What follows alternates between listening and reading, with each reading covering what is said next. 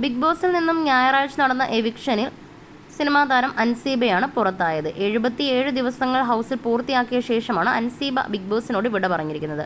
പ്രേക്ഷകരിൽ ഒരു വിഭാഗത്തിന് ഏറെ ഇഷ്ടമുണ്ടായിരുന്നത് അൻസീബയുടെ ഗെയിമായിരുന്നു. വലിയ വഴക്കുകളും ബഹളവും ഹൗസിൽ ഉണ്ടാക്കിയിട്ടില്ലെങ്കിലും ആരോട് എവിടെ എന്ത് പറയണമെന്നത് വ്യക്തമായി അൻസീബയ്ക്ക് അറിയാമായിരുന്നു. പലരുടെയും ടോപ്പ് 5 പ്രഡിക്ഷൻ ലിസ്റ്റിൽ പോലും അൻസീബയുണ്ടായിരുന്നു. താരത്തിൻ്റെ പുറത്താകൽ ഏറ്റവും കൂടുതൽ ബാധിച്ചത് ഋഷിയെയായിരുന്നു. അൻസീബ പുറത്താകുന്നുവെന്ന പ്രഖ്യാപനം വന്നപ്പോൾ മുതൽ ഏറ്റവും കൂടുതൽ കരഞ്ഞതും ഋഷിയായിരുന്നു. തുടക്കം മുതൽ ഏറ്റവും കൂടുതൽ സൗഹൃദം ഉണ്ടായിരുന്നത് അൻസീബയും ഋഷിയും തമ്മിലായിരുന്നു. അതേസമയം ഇത്രയും ദിവസം ബിഗ് ബോസ് വീട്ടിൽ നിൽക്കുമെന്ന് അൻസീബ പ്രതീക്ഷിച്ചിരുന്നില്ല. 8ഓളം നോമിനേഷൻ ലിസ്റ്റിൽ 77 ദിവസങ്ങൾക്കുള്ളിൽ അൻസീബ വന്നിരുന്നു. പലപ്പോഴും താൻ എങ്ങനെയാണ് ആ നോമിനേഷൻ കടന്ന് സേവായി ഹൗസിലേക്ക് വന്നതെന്ന് അറിയില്ലെന്ന് പല മത്സരാർത്ഥികളോടും അൻസീബ പറഞ്ഞിട്ടുണ്ട്. പ്രേക്ഷകർ എനിക്ക് തന്ന സപ്പോർട്ട് വളരെ വലുതാണ്.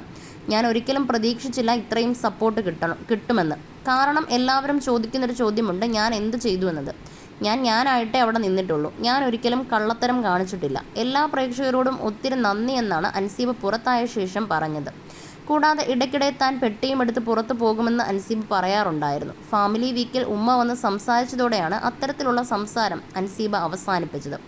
ബിഗ് ബോസ് ഹൗസിൽ നിന്നും തിരികെ എത്തിയ അൻസീബയെ സ്വീകരിക്കാൻ ഉമ്മയും സഹോദരങ്ങളുമെല്ലാം എയർപോർട്ടിലെത്തിയിരുന്നു. അൻസീബയുടെ സഹമത്സരാർത്ഥിയായിരുന്ന ജാൻമണിയും അൻസീബയെ സ്വീകരിക്കാൻ എത്തിയിരുന്നു. വിമാനത്താവളത്തിൽ വെച്ച് മാധ്യമങ്ങളോട് സംസാരിക്കാനും അൻസീബ മറന്നില്ല. കപ്പടിക്കുമെന്ന് തനിക്ക് പ്രതീക്ഷയുള്ള മത്സരാർത്ഥികളെക്കുറിച്ച് അടക്കം അൻസീബ സംസാരിച്ചു. ഞാൻ ആരെയും ടാർഗറ്റ് ചെയ്തിട്ടില്ല, അങ്ങോട്ട് പോയി പ്രശ്നമുണ്ടാക്കിയിട്ടില്ല.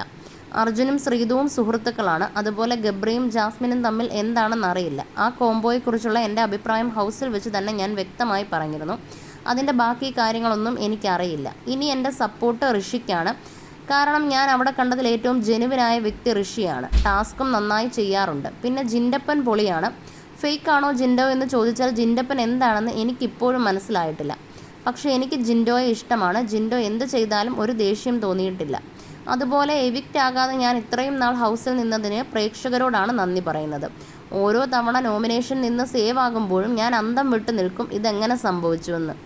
സായിയും അത് എന്നോട് പറയാറുണ്ടായിരുന്നു. നമ്മൾ പറയേണ്ട കാര്യങ്ങൾ പറയേണ്ട സമയത്ത് പറയണമെന്നത് ഞാൻ ബിഗ് ബോസിൽ നിന്നും പഠിച്ച കാര്യമാണ്.